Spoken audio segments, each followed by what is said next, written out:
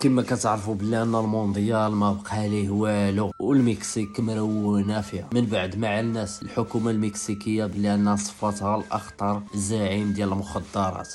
كارتيل خاليسكو الملقب بالمونشو ناط العناصر ديالو الكارتيل خاليسكو انتقمات ليه وعرفتي روناتها. خونا شاد 4 ديال الولايات في المكسيك، والمطار الدولي ديال غواتالاخارا، والمدينه ديال غواتالاخارا هي اللي غتكون فيها اول مباراه ديال الافتتاح ديال المونديال 2026. والعناصر ديال الكارتيل خاليسكو ترونوها، شعلوا العافيه، رونوها في المطارات، السوبيرات، حرقوا البنكات، ستاسيون مرونها.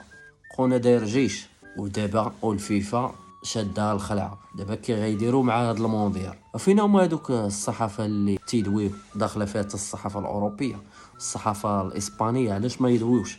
ما دوش على هذا الموضوع؟ كانت دابا شي دوله عربيه كورانا يد القيامه. دابا من غادي يعطيو تنظيم مثلا اللي ما كايناش المكسيك؟ يعطيوها للجزائر ولا شنو؟